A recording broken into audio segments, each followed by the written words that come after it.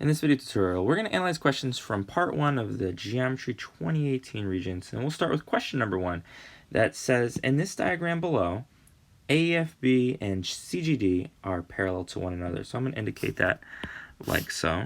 And it also says that segment GE and GF are drawn. Tremendous. So it says if EFG, which is this angle right here, is 32 degrees, and AEG, which is this angle, is 137, what is EGF? What is angle EGF? We're going to have to figure out the measure of that angle, and let's go through this right now. So it says if EFG is 32, I'm going to mark that like so, and if AEG is 137, I'm going to indicate that right here. Once again, our objective is to figure out what this angle is, and I recall that the sum of the three interior angles of a triangle equals 180, so let's figure out what this angle is. I recognize that this angle and this angle form a linear pair relationship. So 180 minus 137 gives us, of course, 43. And I know that 180 minus 43 minus 32 is going to give us EGF. And so 180 minus 43 minus 32, of course, is 105. And is that an option? It sure is. The correct answer to number 1 is option 4. If triangle ABC is mapped onto DEF after a line reflection, so what might that look like in this quick sketch? After a line reflection in triangle DEF is mapped onto XYZ after a translation. Okay, we've got XYZ right here. The relationship between ABC and XYZ is that they are always what? Well, I recall a few things. If we're talking about reflections and we're talking about translations, distance and angle measure are always preserved. And so that means that the only option is that they are congruent and similar. Correct answer to number 2 is option number 1. Question number 3 says, an isosceles right triangle's legs measure 6 is continuously rotated about one of its legs to form a 3D object. Let's sketch out what that might look like right now. So if we're going to have an isosceles triangle, I recognize that it's going to look a little something like this because it's isosceles. The legs are congruent, and they are, in this case, each 6. What else do we know? We say that it's continuously rotated about one of its legs, so it could be rotated around either this leg or this leg. I guess we'll just do this one for the purposes of this tutorial. And so this leg is going to be spinning around. Okay, great. And what shape will this form? Well, the 3D shape, of course, it's going to form is a cone. That's pretty obvious, right? But what about the diameter? Well, if we extend it from here to here, we know that 6 is the radius. When we double it, the new diameter is 12. So the correct answer is option 4, a cone with a diameter of 12. Let's take a look at question 4. It says, in this regular hexagon shown below, all these segments intersect at G.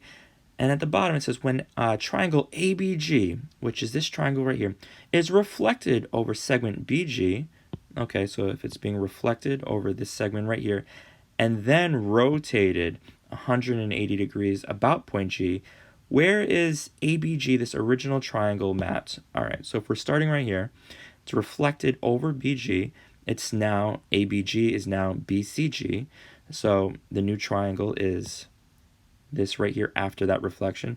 And then if it's rotated 180 degrees, we know that it's simply spun to right here. So the new transformation carries it to FEG. Is that an option? It sure is. The answer to question 4 is option number 1. Question 5 says, a right cylinder is cut perpendicular to its base. It's making a 90-degree angle. And it says the shape of the cross-section is which of these 4 objects?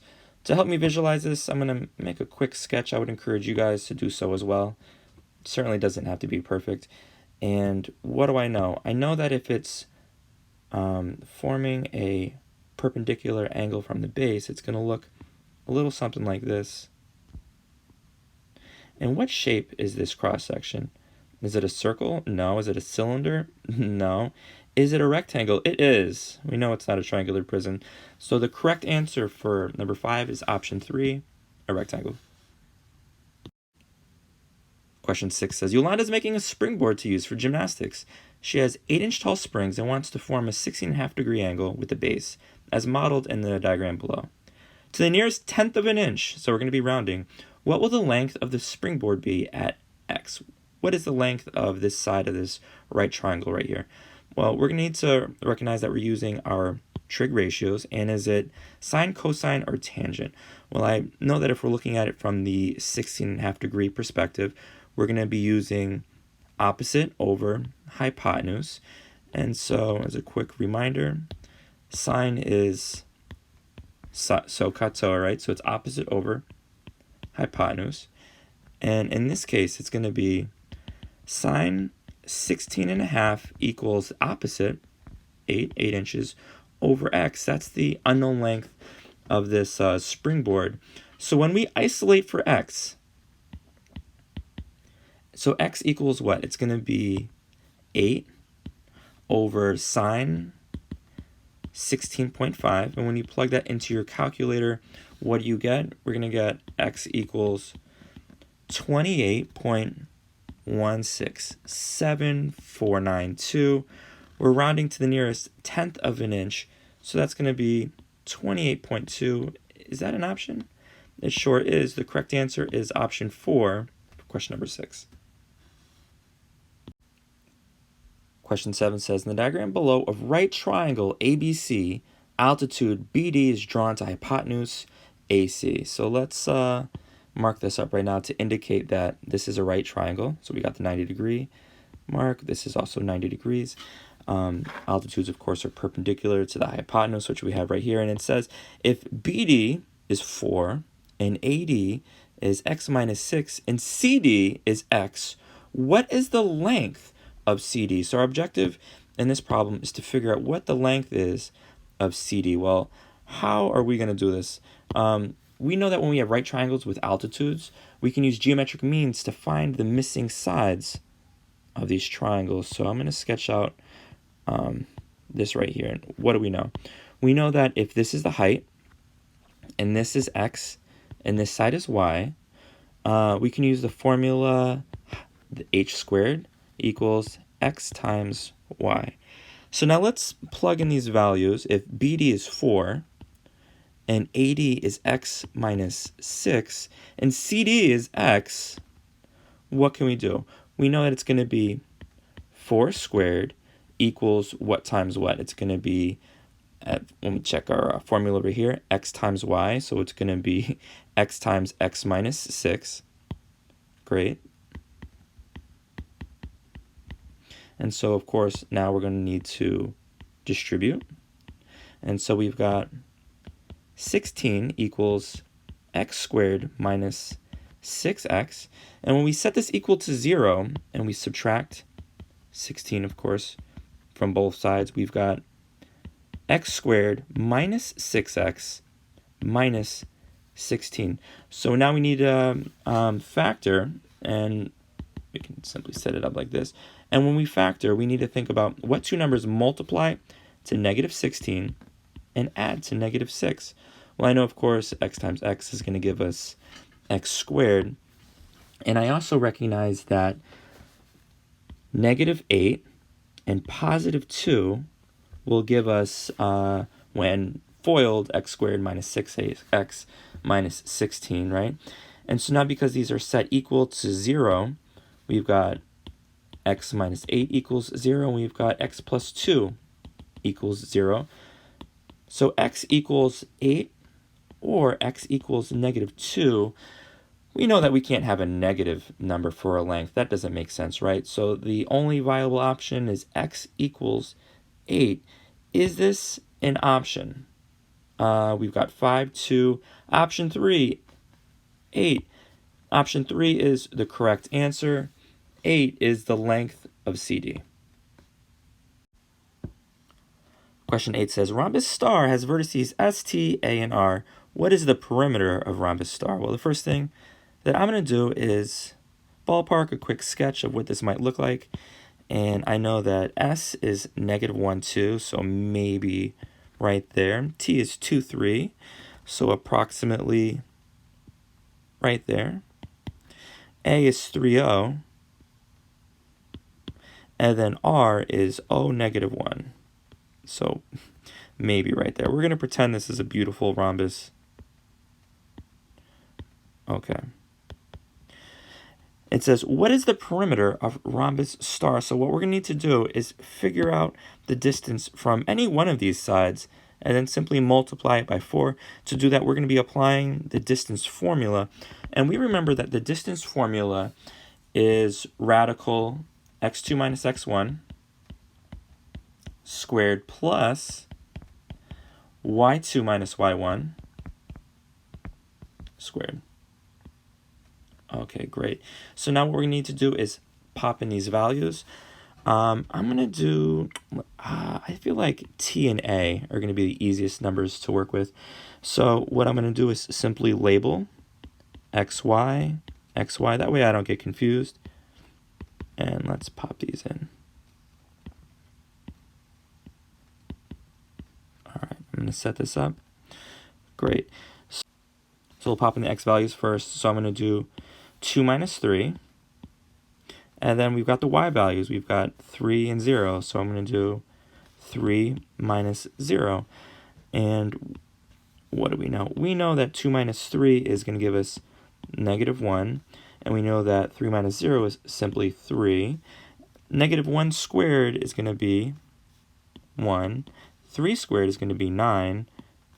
So we know that 1 plus 9 obviously is 10. So the distance from the distance of each of these sides is radical 10. But if we're looking for, of course, the perimeter, we're going to need to multiply radical 10 by 4. And so the perimeter is 4 radical 10. And is that an option? It is option number 4. 4 radical 10. Here we have two triangles, and I notice that angle H and angle N are right angles, and I can see that this triangle is similar to this triangle. Tremendous. I also notice that it says if side AR is 13 and HR is 12, what is the measure of angle Y to the nearest degree? So we're going to be rounding. The first thing that I'm going to do is indicate which angles are corresponding. So I see that, of course, angle H corresponds with angle N. I see that angle A, of course, corresponds with angle T. And then critically, angle R corresponds with angle Y. And that's going to be really important in a moment. I can see that AR is 13. And I can see that HR is 12. All right, so how are we going to figure out what angle Y is? Well, I know if they're similar, the angle measure of R is congruent to the angle measure of Y. So we need to figure out what the angle measure of R is. To do that, we're going to use our trig ratios. And I know that we've got the adjacent side right here. And I also know that we have our hypotenuse. So what trig ratio includes both the adjacent and the hypotenuse? It, of course, is cosine. So I know that cosine equals adjacent over hypotenuse. And let's simply plug that in. But here's the issue. We don't know what the angle of R is, right? So we're trying to figure out what angle R is. So we're going to use the inverse function.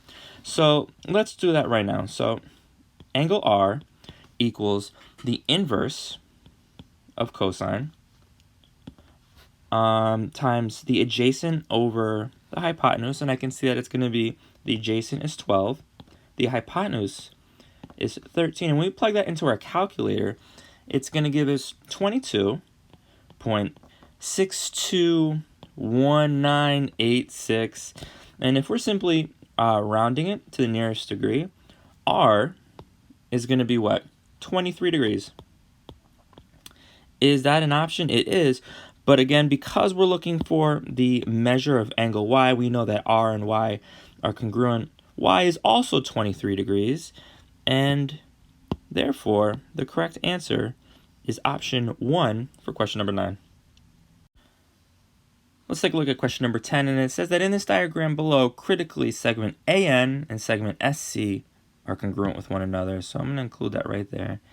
And our objective is to determine which additional statement is sufficient to prove that triangle KAN, this triangle right here, is congruent to KSC by AAS, by angle, angle, side. And I'm going to write that up here for point of emphasis. So we need to establish an angle, angle, side congruency. We've got already the side done. And before I look at the four options, I'm wondering if there's anything else we can do to indicate that there is an additional angle in here that we can find right off the bat. And I notice that when I'm looking at this intersection, we've got vertical angles. And so I'm simply going to mark that like so. And there we've got our vertical angles. So we need to simply find one more angle. Let's take a look at our four options and see if any of these statements are sufficient enough to prove AAS. So it says that segment AS and NC bisect each other. So if AS and NC bisect each other, is that going to give us an additional angle? No. It would give us SSA, but that is not what we're looking for. So that's not what we want. I notice that option number 2 says K is the midpoint of NC. Would that statement give us angle, angle, side? An additional angle? No, that would simply give us another angle. I'm sorry, another side. And then option 3, it says if segment AS is perpendicular to CN, would that give us another angle? No, because we already established that these two angles are congruent because of vertical angles.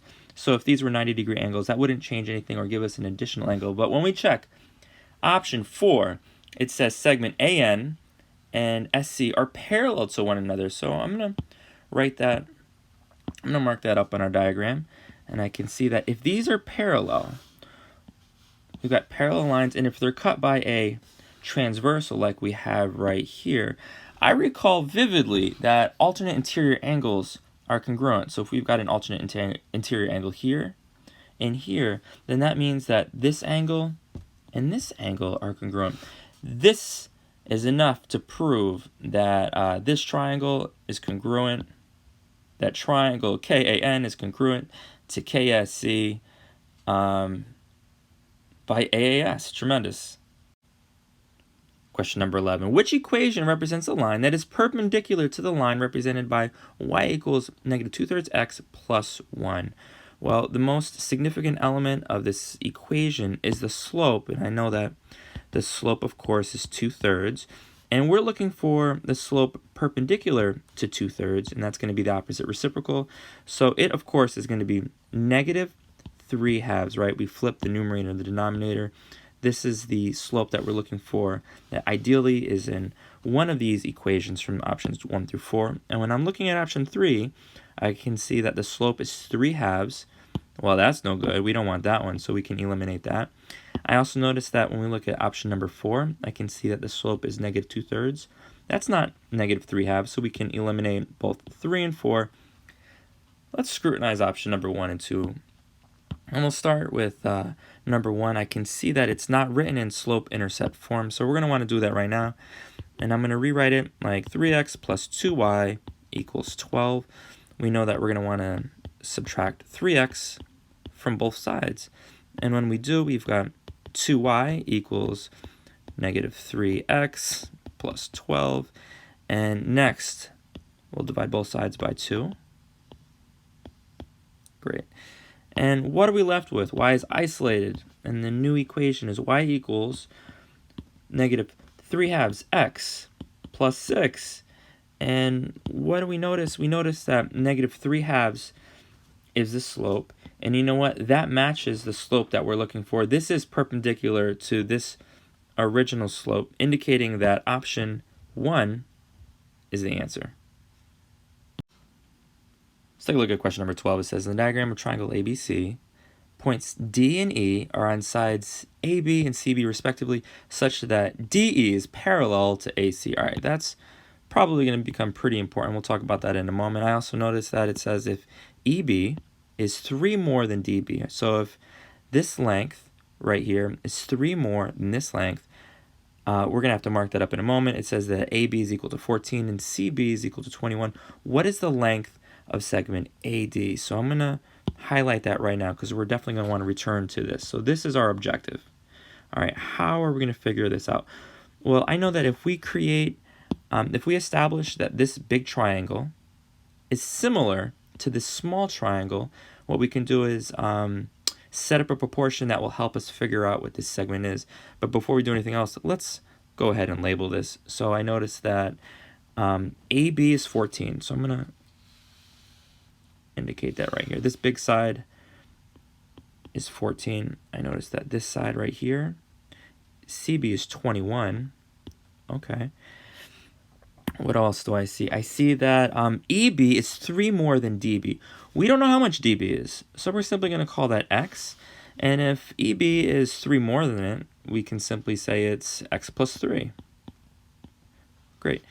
So now we got to think about, can we set these up, these triangles, as being similar to one another? We sure can. Because these are parallel, I know that we can say that this angle and this angle are congruent because they are corresponding. Likewise, for this angle and this angle, they're corresponding. And then, you know, this angle is shared between both the small and the big triangle. This angle is reflexive. So they are certainly similar. Great. So let's set up this proportion. I know that we're going to have to think about how we're going to do that. So what over what equals what over what?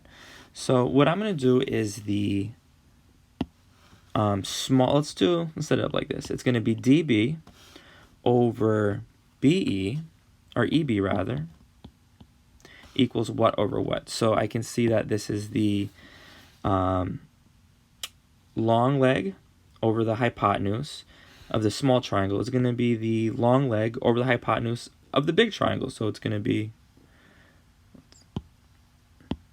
AB over CB. Great. So now let's plug in the measures. I know that DB, of course, is going to be X over X plus 3. And I know that AB is 14. And CB is 21. And so now what we're going to do is we're going to have to cross multiply. So 21 times X is going to be 21X. 14 times X plus 3. And we're going to have to simply distribute a little bit. So 21X equals 14X. And then 14 times 3 is 42. Okay.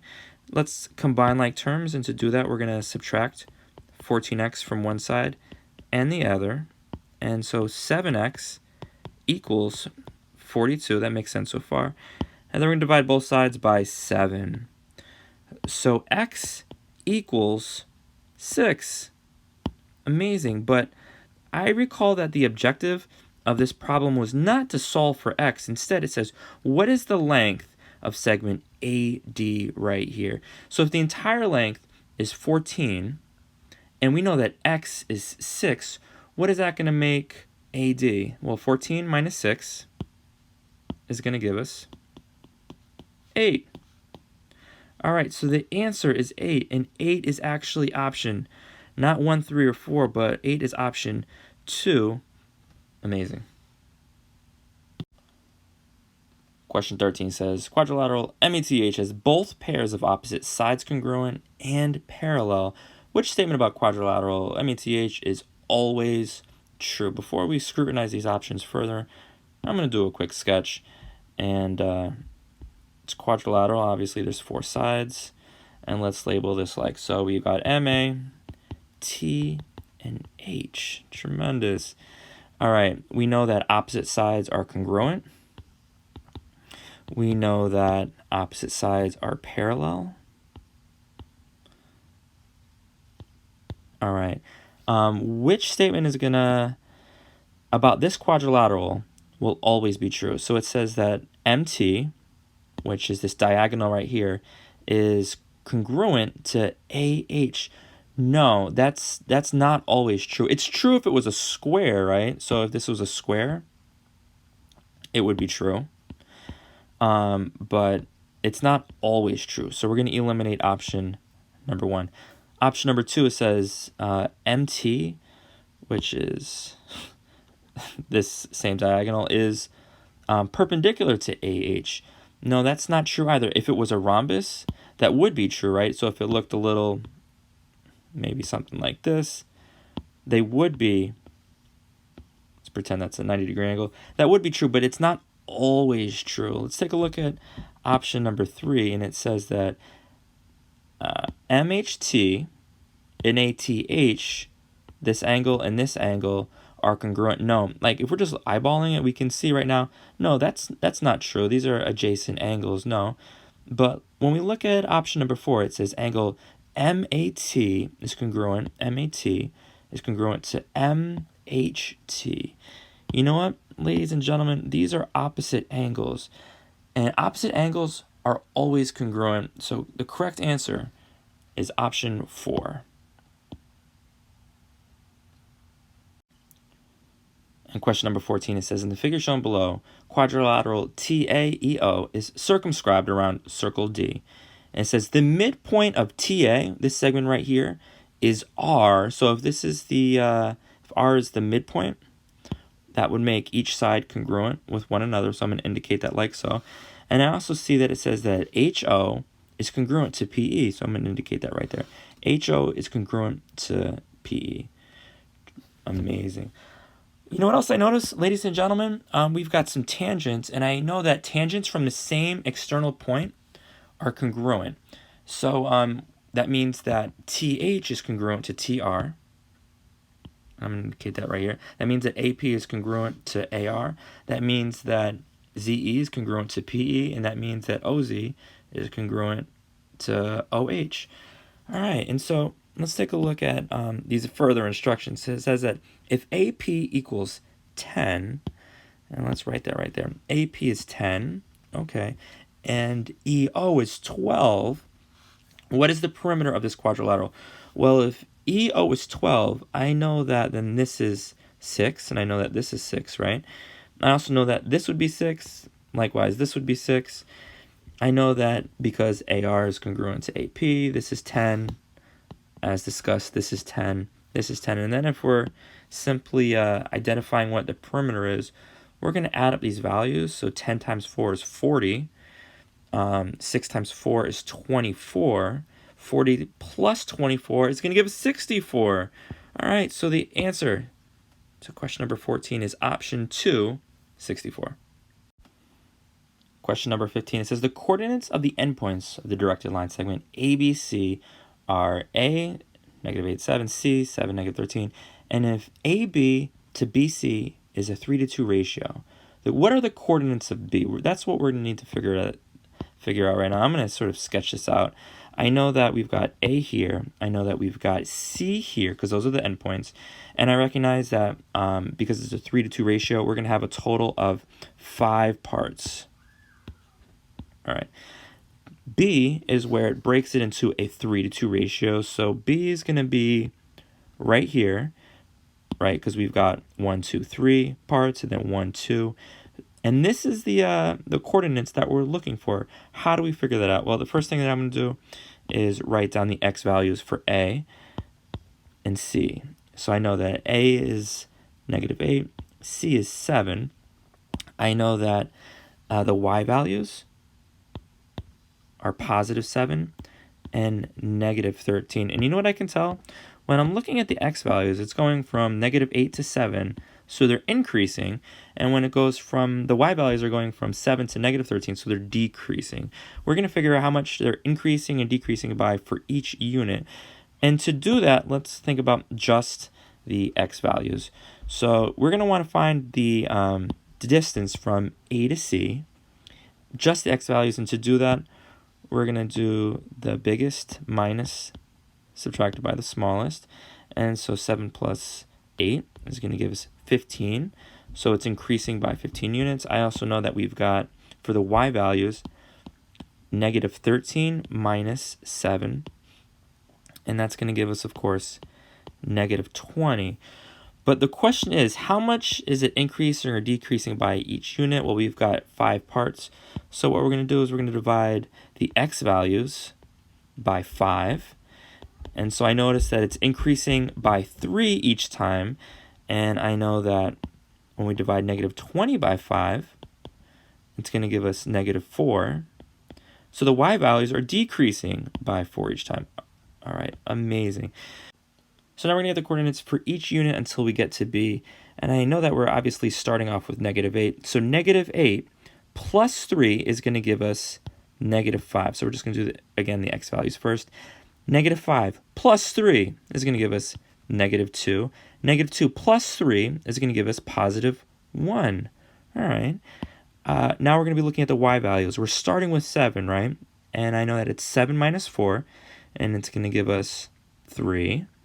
3 minus 4 is going to give us negative 1. And then 1 minus 4 is going to give us negative 5. All right, so now when we look at the coordinates, we figured out what the coordinate is for B. It's 1 comma negative 5. Is that an option? It sure is. It's option number 1. Question 16. In triangle ABC, points D and E are on sides AB and BC respectively, such that DE is parallel to AC. So I'm going to indicate that right now. And it says that AD to DB has a 3 to 5 ratio. All right, AD to DB has a 3 to 5 ratio. I also notice that it says if DB is 6.3 and AC is 9.4, what is the length of DE to the nearest tenth? So we're going to be rounding, and our objective is to figure out what the length is of DE. And we know, of course, what DB is, right? So DB is 6.3, AC is 9.4.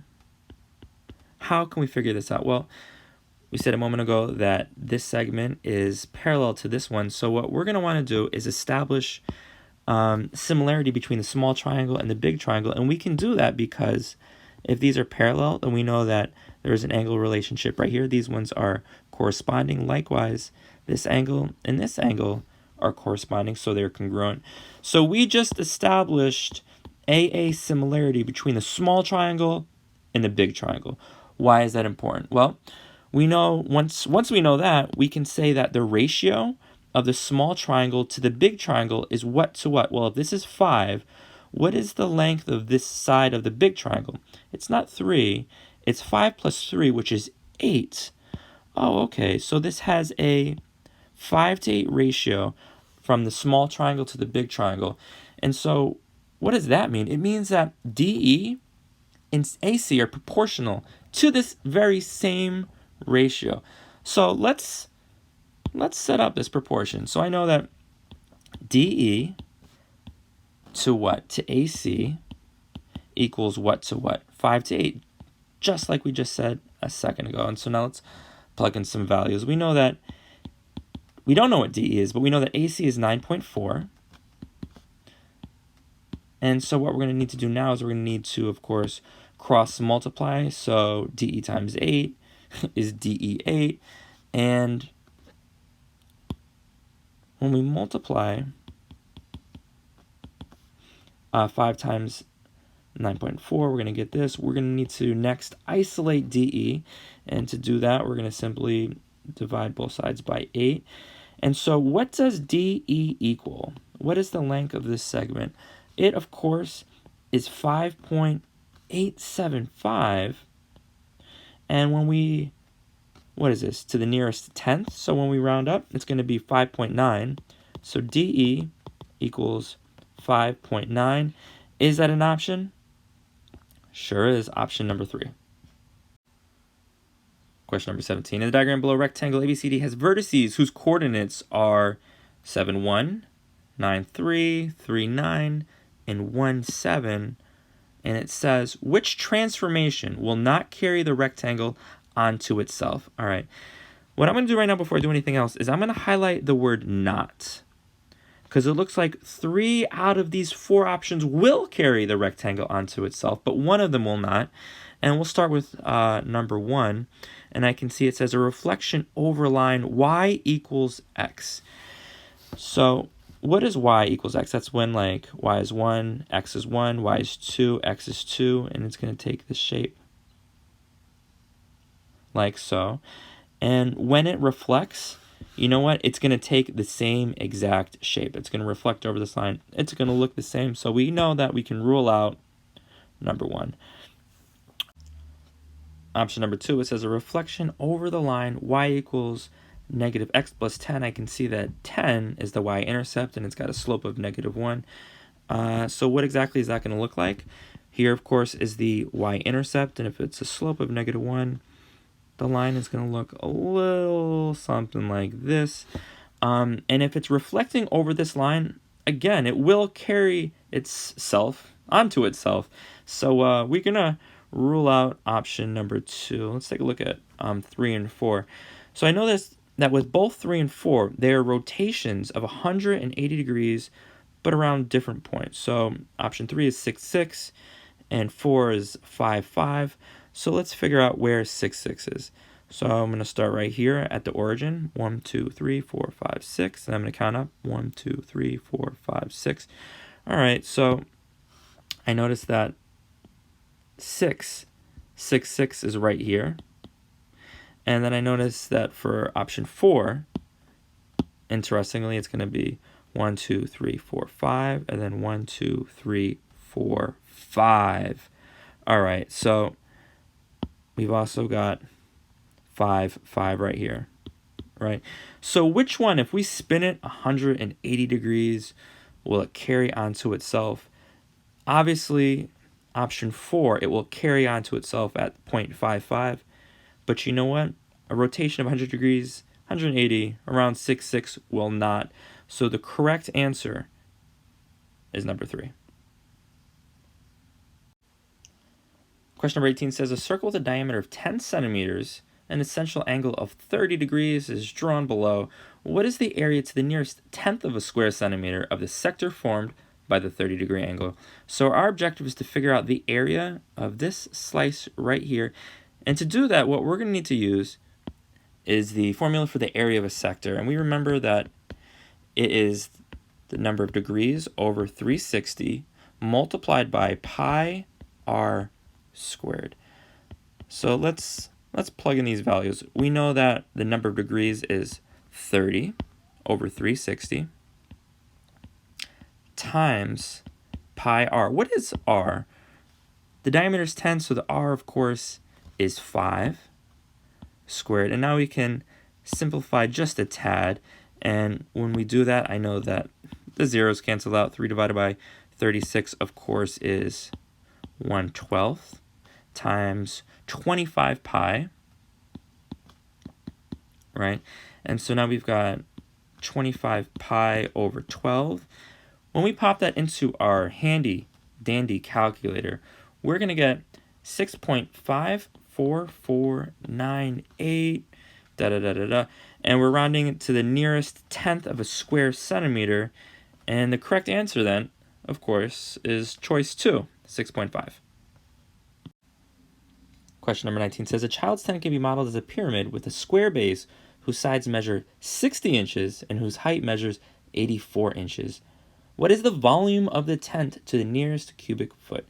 So the first thing I'm noticing is that it's providing us with 60 inches of the base, 84 inches in the height, and yet it's asking us to provide the volume in cubic feet. All right, so we're going to need to be converting inches to feet. And I remember that 60 inches equals 5 feet. And I know that 84 inches equals 7 feet. Right? You can take 60 divided by 12, 84 divided by 12. Amazing. And I also recall that the volume of a pyramid is 1/3 base times height. All right. So let's plug in these values. We now have, of course, our information in the unit that we're going to be using for our final answer. And so the volume equals 1/3, and I know that the base is the length times the width, so it's going to be 5 times 5. And then the height, of course, is 7, right? We saw that right there. And when we plug this into our handy-dandy calculator, the answer is 58.3. And when we round it to the nearest cubic foot, it's going to be 58 cubic feet. That is an option. Option number 2. And question number 20 says, in the accompanying diagram of a right triangle ABC, I'm going to include that right here, showing that this is 90 degrees. Altitude BD, I see BD, and if it's an altitude, then this is also 90 degrees, is drawn to hypotenuse AC. All right, so we've got an altitude and a right triangle, and what that means is that this small triangle is similar to the medium triangle, is similar to the overall big triangle. And so what we're going to do right now is we're going to look at these statements. We've got 4 proportions, and we're going to be thinking about which single option must always be true. And so what we're going to be doing is we're looking for a proportion that uses one side of a triangle twice, and since that's going to be the geometric mean. And I know that I'm going to be looking at this small triangle to start off with, and I'm going to be comparing it to this overall big triangle. Does the small green triangle share a side with the big red one? It sure does. They both share this blue side right here. They both share AB. So what we're going to want to do is look for an instance in which AB is featured twice in these 4 proportions. And what do I know? I know that if we look at option number 2, it says AD, the short leg, over AB over the hypotenuse equals AB, which is the short leg of the big one, over the hypotenuse. So that, ladies and gentlemen, is the correct answer for number 20, option number 2. Let's take a look at question number 1. It says, the equation of the circle O is this equation right here, and it says the statement that best describes circle O is what? And so it asks us to identify the center and determine if it's tangent to either the x or the y-axis.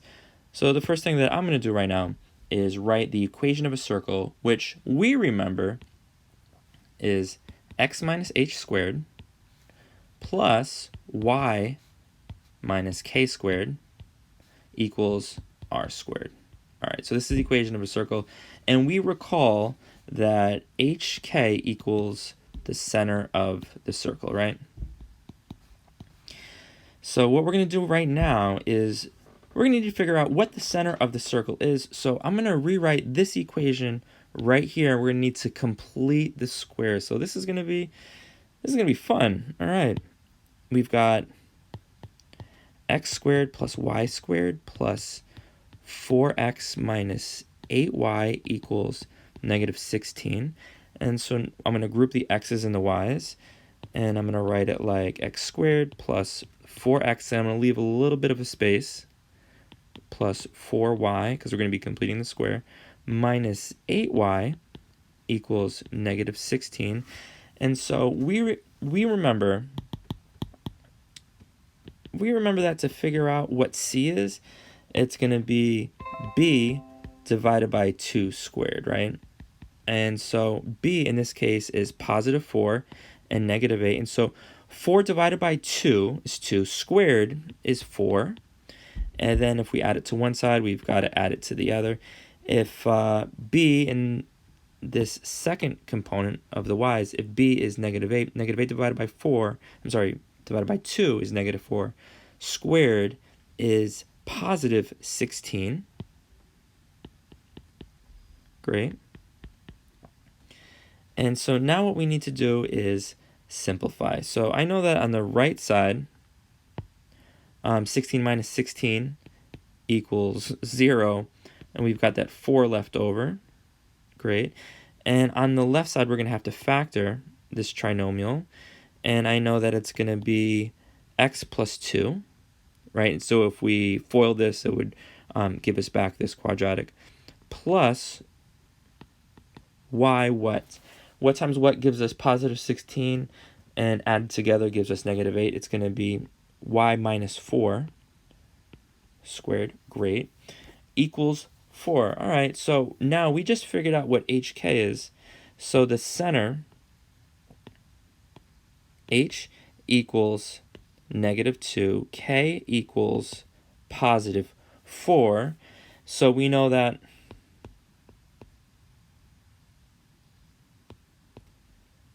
it's got to be either option number 1 or number 2. We can rule out 3 and 4. But what we need to do right now is we need to figure out, is it tangent to the x-axis or is it tangent to the y-axis? Well, I know that when I check out our original equation of a circle, it's radius squared. So what is the radius? What we're going to need to do is take the square root of 4, and that's going to give us 2. So the radius is 2, and 2 is how many units away from the x value or the y value? It's 2 units away from the x value, so it's going to be tangent to the y-axis. The correct answer is option number 2.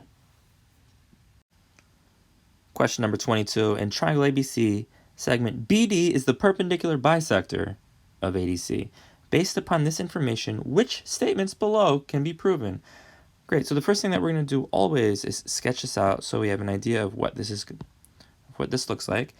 And I know that we've got A, B, C, and I saw a moment ago it says BD is the perpendicular bisector. So that's going to look a little something like this. So we've got B, D, amazing. Well, if it's a perpendicular bisector, then we know that this side is 90 degrees. Likewise, this side is 90 degrees. And if it's bisecting ADC, then this segment is congruent to this segment. All right, is there any other information that we know? Well, if we can figure out that this triangle is congruent to this triangle, if ADB is congruent to CDB, we can then, I think, prove these 3 other statements, although BD is given because this is the median, right? It cuts from the vertex of one side to the opposite side. So we can say right now that already BD is a median. We can prove that. BD bisects angle ABC. Let's see if we can prove that these are congruent. These 2 triangles are congruent, and I know that they share this side. This is the reflexive property, of course. So we can prove that these 2 triangles are congruent because of SAS. And if that's the case, we remember that congruent parts, corresponding parts of congruent triangles are congruent. And we know that this angle equals this angle. So BD bisects angle ABC. We can prove that right there.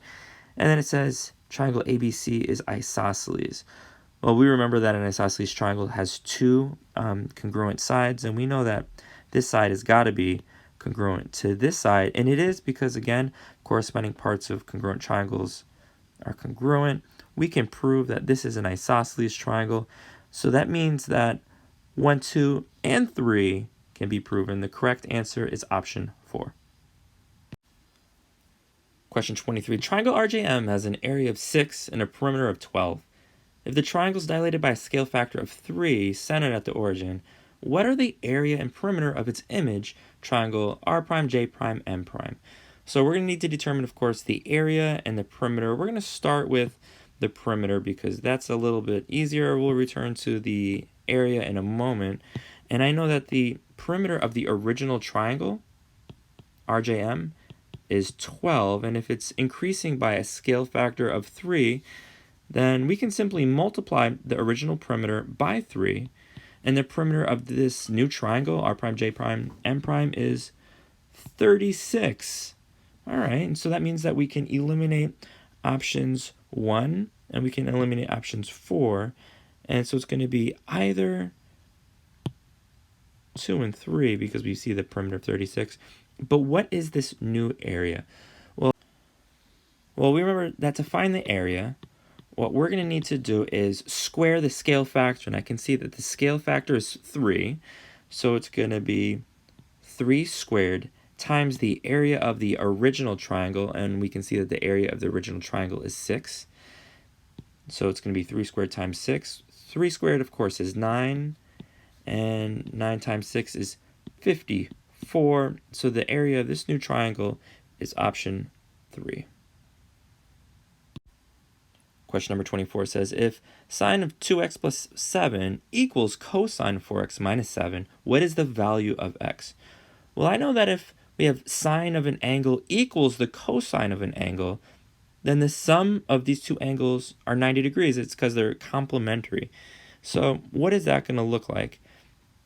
If they're complementary, then they add to 90 degrees. So we know that 2x plus 7 plus 4x minus 7 equals 90 degrees. We can simply combine like terms, and so we've got 6x, 7 minus 7 is 0, 6x equals 90. We're going to divide both sides by 6, and when we do, x equals, of course, 15. Is that an option? It is option number 2.